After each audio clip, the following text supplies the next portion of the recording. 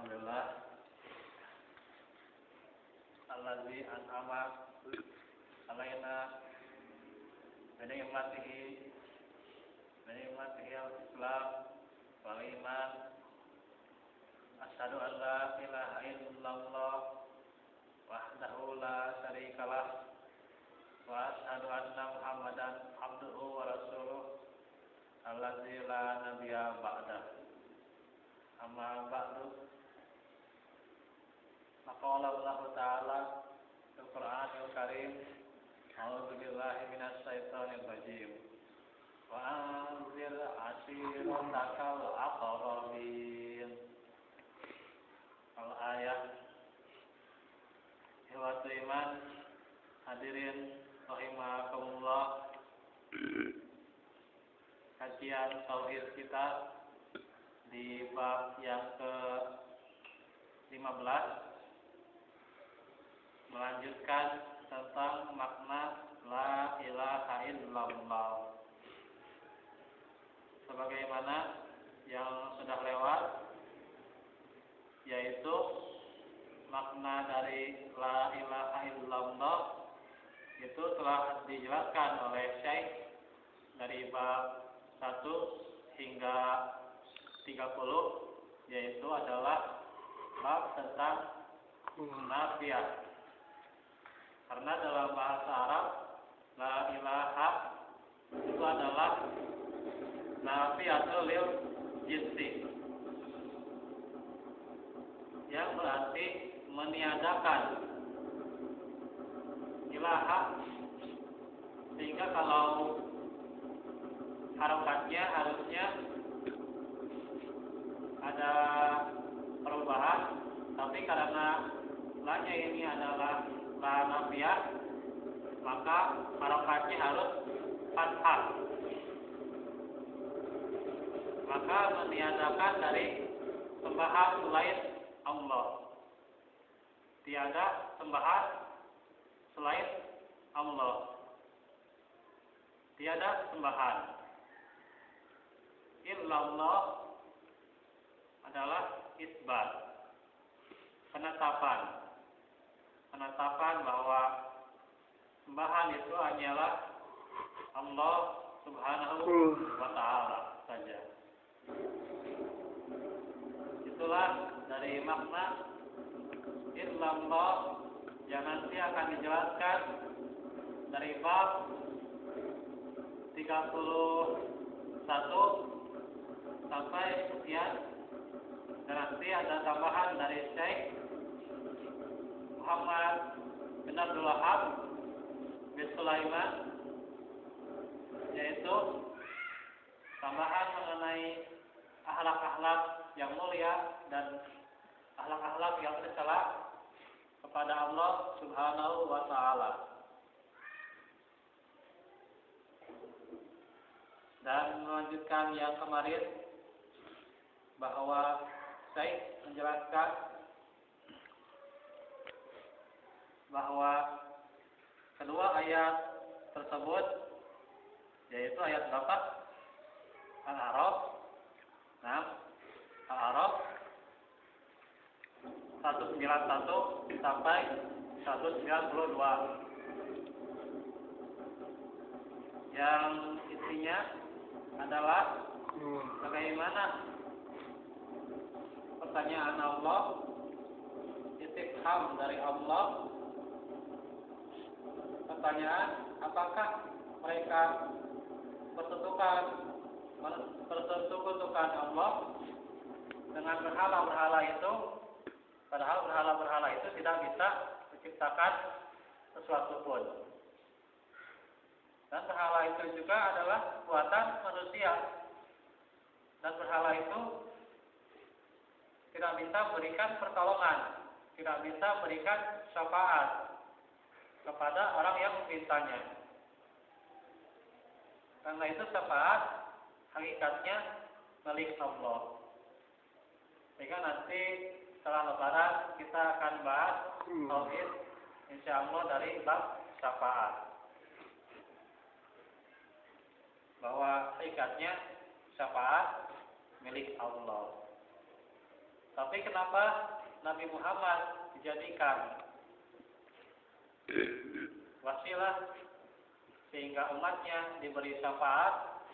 Hakikatnya pengangkatan syafaat itu dari Allah kepada Nabi Muhammad, sehingga beliau bisa memberikan seseorang yang memberitahu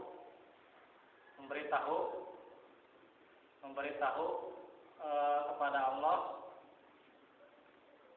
bukan berarti Allah tidak tahu, ini ya. Maksudnya Rasulullah atas dasar Allah bisa memberikan syafaat. Karena itu tidaklah semuanya mendapatkan syafaat. Tidak semuanya mendapatkan air telaga Rasul al-Haud. Karena itu ketika adanya orang yang dia itu dijauhkan dari telaganya, Rasulullah berkata, dia adalah umatku. Kata Allah, tidak, wahai Muhammad, kamu tidak tahu apa yang dia adakan setelah engkau. Jadi dari perbuatan yang mengada-ada dalam agama, maka itu adalah orang-orang yang tidak mendapat syafaat. Karena itu adalah ketetapan dari Allah. Dan juga di ayat Fatir ya, Fatir surah Fatir ayat 13-14 yang menjelaskan tentang bagaimana sembahan mereka itu tidak bisa membuat walaupun setipis kulit ari min kitmir. Dan juga tidak bisa mengijabah doa, tidak bisa mengabulkan doa. Bahkan kalaupun mendengar, tidak bisa mengijabah, tidak bisa memenuhinya. Dan juga sembahan dia itu tidak bisa mendengar. Kalaupun mendengar, tidak akan memenuhi dari permintaannya.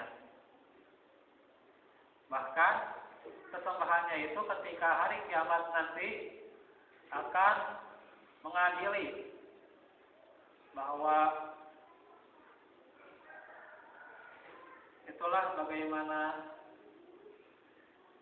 sesembahannya itu akan menyalahkan orang yang menyembahnya.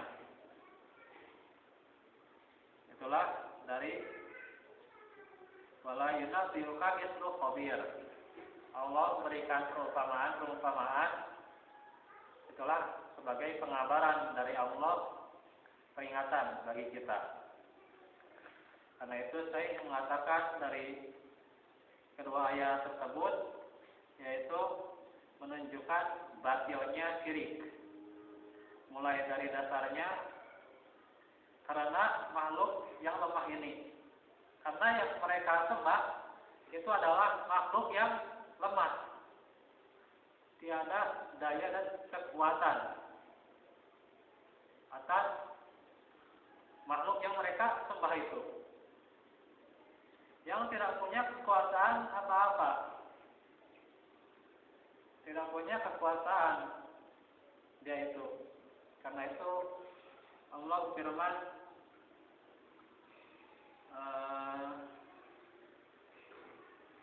mereka itu adalah tiada mengagungkan Allah dengan keagungan yang semestinya. Gitu. Karena itu di sana di surat Al-Hajj, silakan buka nanti, itu memakai kata qadar. Qadar itu bisa jadi takdir, ketentuan di ayat-ayat akhir ya. Bisa jadi qadar takdir, ketentuan, bisa juga keagungan, bahwa menandakan bahwa seharusnya mereka itu mengagungkan Allah yang dengan semestinya, tapi mereka malah tidak semestinya. Karena itu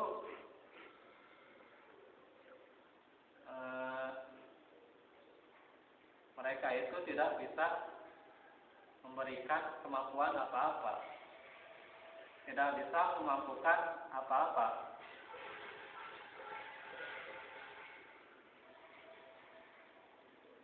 Karena itulah bagaimana tidak bisa makhluk lemah itu dijadikan sandaran, dijadikan sembahan, tidak bisa menyandarkan sesuatu kepada makhluk itu. Dan pula menunjukkan pula bahwa Allah yang berhak dengan segala macam ibadah, apapun ibadahnya, baik doa, takut, harapan, cinta, dan seterusnya. Itu dijelaskan oleh Syekh diantaranya dalam kitab Ushulus Salasah atau salah satu usul wadillatuha, 3 landasan pokok dan dalil-dalilnya. Itu ada 14 jenis ibadah. Di antaranya ad-du'a, roja, khauf, mahabbah. Itu semua ke-14 itu tidaklah disandarkan kecuali hanya kepada Allah. Itulah nanti juga kalau kita punya kesempatan dengan izin Allah, kita akan bahas mengenai 3 landasan pokok ini, usul salasah atau salah satu usul. Karena disitulah yang menjadi dasar ilmu tauhid.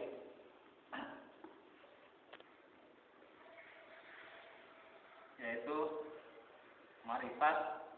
marifatullah, kemudian marifatun nabi, dan juga marifatun dinil Islam.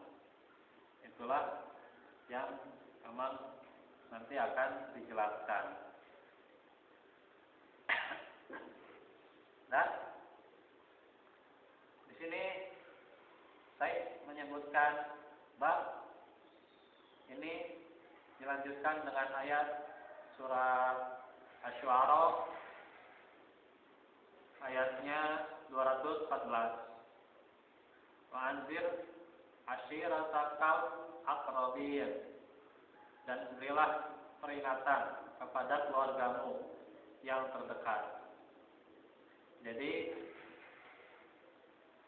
yang turun pertama kali ayat-ayat Allah itu tentang tauhid. Selama di Mekah, Nabi Sallallahu Alaihi Wasallam 13 tahun itu adalah beliau mendakwahkan tauhid. Karena itu beliau diangkat menjadi rasul ketika turunnya surat Al-Mudaththir. Kalau surat Al-Alaq itu beliau baru diangkat menjadi nabi. Bisa dilihat nanti di tarikh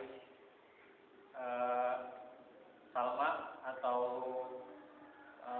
di kisah Nabi, Ustaz Dadan menjelaskan bahwa diangkatnya Nabi Muhammad ketika jadi nabi itu turunnya surat Al-Alaq, dan itu belum jadi rasul, belum, karena belum ada perintah dan larangan, baru ada khabar tentang Allah, baru perintahnya Iqra bismi rabbikal ladzi khalaq, hanya membaca kitabnya, belum ada larangan.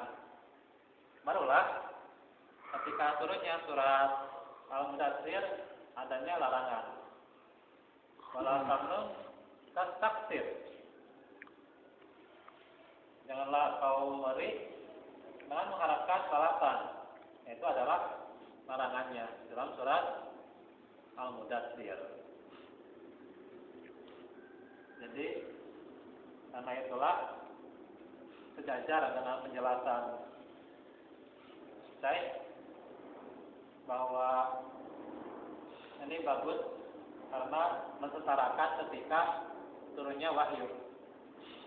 Ini bab mengenai turunnya wahyu sangat panjang. Dan inilah bagaimana dalam Shahihul Bukhari ini akan jelas tentang turunnya wahyu. Dan tentunya dengan itu bagaimana Rasulullah dengan turunnya surat Al-Mudaththir, Bismillahirrahmanirrahim, ya ayyuhal mudaththir qum fa'anzir. Wahai orang-orang yang berselimut, qum fa'anzir. Bangunlah, berdirilah dan peringatkanlah. Sama kan? Fa'anzir di sini wa'anzir sama. Peringatkanlah.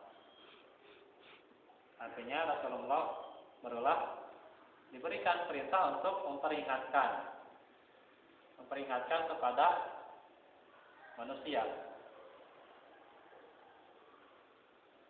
Nah, disitulah sudah jelas. Dan juga dalam Shahihul Bukhari beliau berdiri dan bersabda. Tuh, jelas.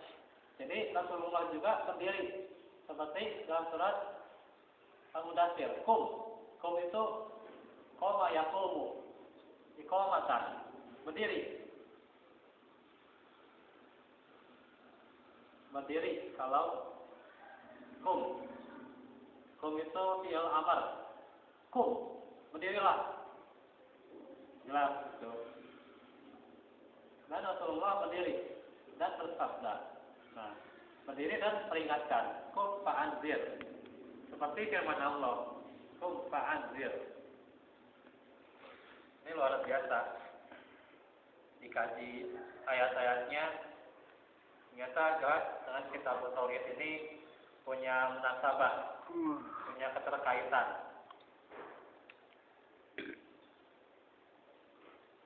Dan Rasulullah bersabda, wahai orang-orang Quraisy, tebuslah diri kamu sekalian dari siksa Allah dengan memurnikan ibadah kepadanya. Jadi Rasulullah menyuruh mereka, peringatkan mereka agar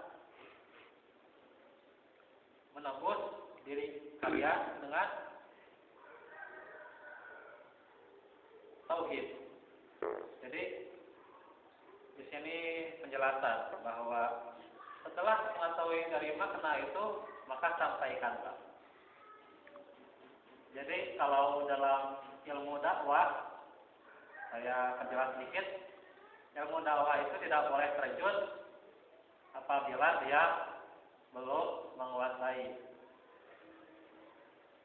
Jadi kalau di sini tematiknya tentang bagaimana Rasulullah diberikan makna tauhid, kemudian Rasulullah memperingatkan. Artinya Rasulullah menguasai dari tauhid itu dan dia mendakwahkannya. Jelas. Dan sekarang kan banyak sekali mu'alaf tapi langsung terjun jadi ustaz. Itu pada aneh, padahal dia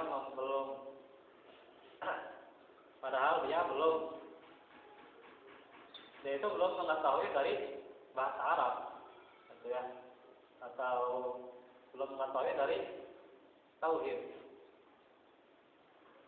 Karena dia langsung jadi ustaz, dalilnya watawasau bil haqqi watawasau bis sabri, gitu ya. Betul. Iya. Tapi anehnya kenapa dia langsung gitu. Ya betul. Jadi ustaz itu amanah. Di Saya juga di sini amanah, bukan mengangkat diri. Tapi kebanyakan orang ingin gitu ya jadi ustaz, mengangkat diri gitu. Abang-abang sudah tahu, oh ayatnya sudah hafal gitu ya. Padahal dia belum tahu maksudnya. Udah langsung dia itu praktek gitu ya. Bahkan ada yang praktek di atas mimbar gitu. Ya, jadi ini aneh gitu. Karena bagaimana Rasulullah itu diajarkan menguasai dulu baru peringatkan. Bukan beliau itu belajar langsung peringatkan. Tidak. Tapi harus menguasai dulu. Karena itu dalam posisi ilmu dakwah yang disampaikan itu sesuai dengan kemampuannya. Tapi kalau dia mampu untuk mengajarkan, sampaikanlah. Balighu anni walau ayat. Sampaikanlah. Itulah yang diajarkan oleh Allah. Jadi kalau belum menguasai sepenuhnya, lebih baik menyampaikan yang dia pahami. Jangan dia paksakan yang belum dia pahami. Nah itu. Jadi memang nanti juga ada dalam kitab Hilyatul Thalibul Ilmi, ada. Dalam kitab itu ada bahasan pentingnya. Dan ini adalah dari kejelasan bagaimana kejadian ketika itu, bahwa sedikit pun aku tidak bisa berbuat apa-apa di hadapan Allah untuk kalian. Di sini memberitahukan bahwa Rasulullah bukanlah pemberi pertolongan sesungguhnya. Adapun beliau memberikan syafaat itu adalah atas pengangkatan dari Allah, bukan dia mengangkat dirinya. Karena warafa'a ba'dahum darajat, dalam ayat yang lain surat Al-Baqarah, itu pengangkatan dari Allah, bukan pengangkatan dari manusia. Karena itu tidak bisa memberikan pertolongan apa-apa kecuali dengan izin Allah. Nabi juga ketika memberikan syafaat di hari kiamat dengan izin Allah. Dengan izin Allah, beliau itu memberikan syafaat. Jelas, kalau misalnya ada seorang guru, kemudian setelah matinya dia itu diziarahi, minta tolong kepadanya, ini justru tidaklah benar.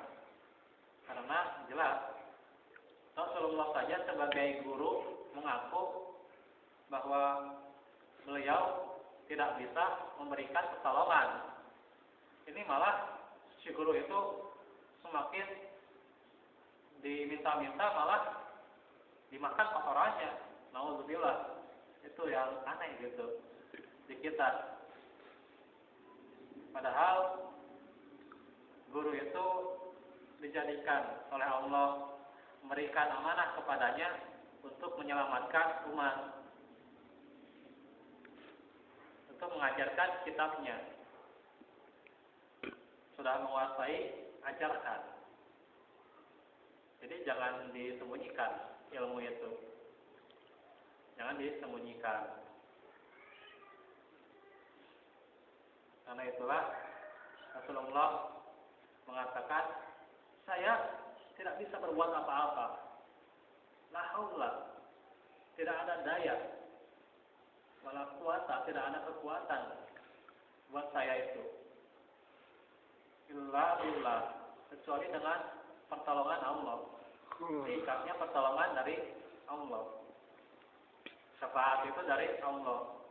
Adapun beliau memiliki mandat syafaat, itu pengangkatan dari Allah. Bahwa manusia diberikan Allah itu memberikan kepada mereka yaitu pengangkatan atas amalan-amalan mereka. Kemudian, wahai Abbas bin Abdul Muthalib. Abbas itu paman dari Rasulullah. Paman dari Rasulullah itu adalah salah satunya Abbas yang beliau itu beriman. Ada Abbas, ada Hamzah. Yang beriman itu cuma dua yang beriman. Adapun Abdul Muthalib memang diperselisihkan apakah dia beriman atau tidak. Tapi dalam hadis yang sahih riwayat Muslim, beliau itu tidak beriman. Sedikit pun aku tidak bisa berbuat apa-apa untukmu di hadapan Allah. Di sini Rasulullah mengatakan pula kepada Sofia, bibi Rasulullah. Sofia juga beriman.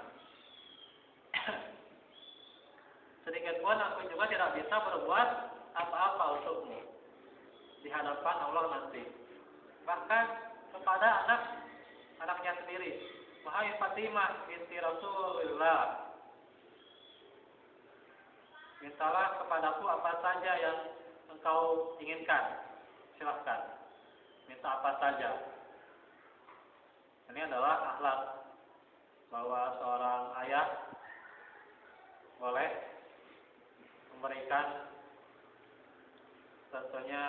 memberikan penawaran kepada si anak. Tapi tentunya si anak tidak bisa memberikan permintaan yang berlebihan. Kalau misalnya minta mobil, minta HP gitu ya gitu. Dan sekarang kan banyak gitu ya anak meminta HP kepada ayahnya. Nah, sebenarnya itu adalah hal yang tentunya menyalahi dari akhlak yang mulia. Karena harusnya sesuai dengan kemampuan. Karena dari makna isti'anah, permintaan itu adalah meminta dengan kemampuan, berhubungan dengan masyaqqah, kemampuan. Kalau dia memerintahkan untuk memberikan sesuatu lalu di luar kemampuan, maka tidak sesuai dengan masyaqqahnya. Jadi kalau minta jangan berlebih-lebihan.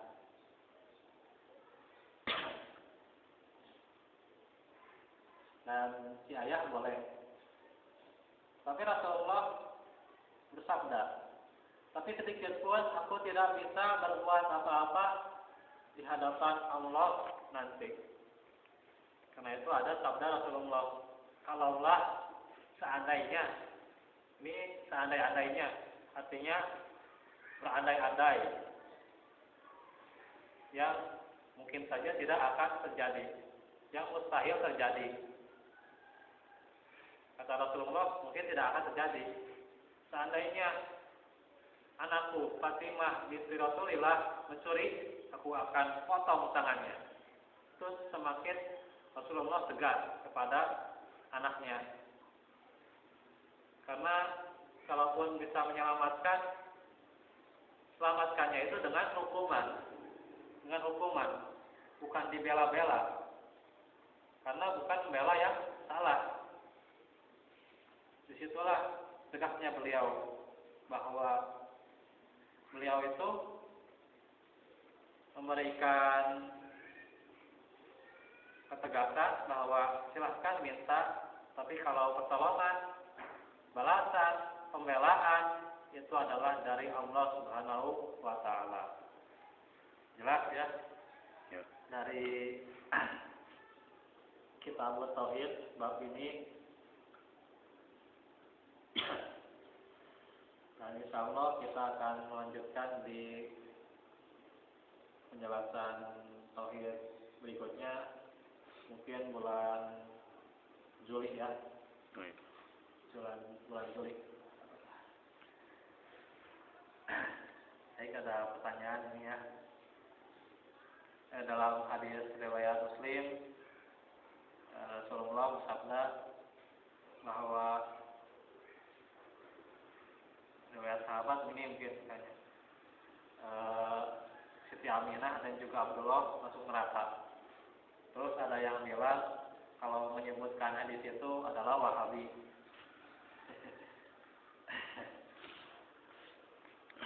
Jadi begini,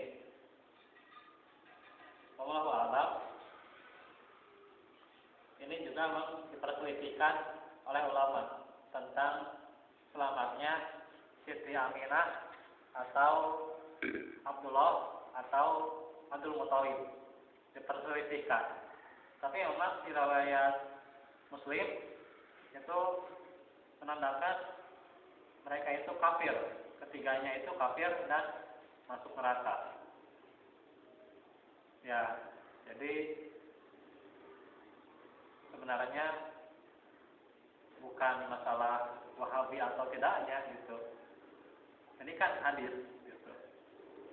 Ini kan hadis dan Sahihul Muslim itu sahih yang kedua setelah Sahih Al-Bukhari. Ada muttafaq alaih yang paling tinggi, kemudian bawahnya Sahih Al-Bukhari, terus Sahih Al-Muslim. Imam Muslim Al-Hajjaj. Wallahu a'lam. Ya, kalau Imam Muslim pasti tidak akan menyimpang dari riwayat para sahabat. Jadi kalau dibilang ini yang menyampaikan Wahabi, ya itu adalah salah besar. Karena Imam Muslim, kalau kita baca dari pohon sanad, gitu ya, coba baca pohon sanad, tahu nggak ilmu mustalah hadis, gitu ya? Ya, jadi kalau ilmu mustalah hadis itu ada Rasulullah, kemudian bawahnya ada sahabat, misalnya Abu Hurairah, bawahnya lagi ada tabi'in, bawahnya lagi ada tabi'ut tabi'in, terus sampai ke bawah barulah Bukhari, Muslim, Tirmidzi dan seterusnya. Itu kalau sahih berarti tidak menyalahi dari pohon sanad. Jelas. Katanya matanya yang menyimpang. Tidak ada, kalau dalam ilmu hadis tidak ada sahih bil sanad, tapi dhaif bil matan, tidak ada dalam ilmu hadis. Kalau sanadnya sahih, otomatis matannya sahih, otomatis. Jadi kayaknya ya mungkin kalaupun misalnya yang dibilangnya yang membilang ini adalah Wahabi, ini adalah seorang ustaz, saya pikir permasalahannya satu. Mari belajar dulu mustalah hadis. Jangan langsung mendeskripsikan ini Wahabi. Jangan langsung. Karena mendeskripsikan kemudian memberikan judgment yang negatif itu adalah suudzon. Itu. Karena yang memberikan julukan Wahabi itu bukan Islam itu sendiri, bukan umat Islam, tapi penjajah Inggris. Saya kasih tahu dari Ustaz Sofyan Khalid bahwa yang memberikan nama Wahabi itu bukan dari Islam, tapi penjajah Inggris. Jadi nggak ada ceritanya umat Islam memberikan nama Wahabi atau bikin kelompok sekte Wahabi. Nggak ada. Itu adalah penjajah Inggris. Kemudian kepada orang yang tidak suka gitu ya, tidak suka terhadap dakwahnya Syekh Muhammad bin Abdul Wahab, akhirnya mereka mengatakan termasuk Syiah gitu ya, ini Wahabi dengan perkataan yang negatif. Itu asalnya. Jadi kalau ini kata ini Wahabi, ini bisa jadi ini tasyabuh terhadap orang-orang kafir, bahaya. Karena itu penjajah Inggris yang dulunya dibela jajahan. Jadi negara jajahan Inggris itu dibela oleh Syekh Muhammad bin Abdul Wahab. Akhirnya mengatakan Inggris itu si penjajahnya itu mengatakan Wahabi. Seperti itu sebenarnya ceritanya. Itu fakta ilmiahnya. Hanya jangan langsung mengatakan Wahabi, apalagi belum mengetahui siapa Syekh Muhammad bin Abdul Wahab. Nauzubillah min dzalik. Karena Syekh Muhammad bin Abdul Wahab itu mengembalikan kepada sunnah, mengembalikan kepada tauhid. Dan maksud beliau menyetarakan kuburan itu juga mengembalikan kepada tauhid. Sehingga tidaklah banyak dari umat ini yang syirik minta ke kuburan. Nah itu kan tauhid, ajaran tauhid, ya. Ya. Itu jelas gitu ya. Itu jawabannya. Dan tentunya kalau ingin jelas ada penjelasan. Email. Ya dari email atau dari aplikasi CHM itu ada. Waktu itu saya di laptop punya tentang sejarah Syekh Muhammad bin Abdul Wahab. Ada. Jadi beliau itu orang yang baik, Syekh Muhammad bin Abdul Wahab. Bagus sekali. Ini juga Syekh Muhammad bin Abdul Wahab. Gitu. Makanya Islam itu jangan dilihat dari orangnya, tapi lihat dari ajarannya. Kalau misalnya dia itu mengajarkan Quran dan Sunnah, itu bisa diterima.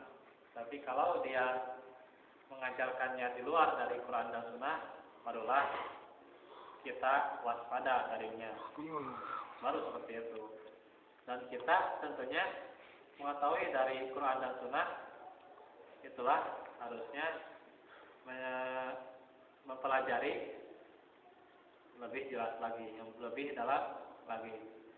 Tidak langsung memberikan perspektif yang negatif, gitu ya. Karena itulah Islam itu kan rahmatan lil alamin. Islam itu bahkan kalaupun kepada orang yang tidak dikenal sekalipun harus bersikap baik, kecuali kalau memberikan amanat, itu beda lagi. Atau kepada orang yang tidak dikenal tentunya adalah memberikan misalnya sesuatu untuk dijaga, itu beda lagi, harus waspada. Tapi kalau bersikap baik, kasih sayang, itu tetap ada, gitu.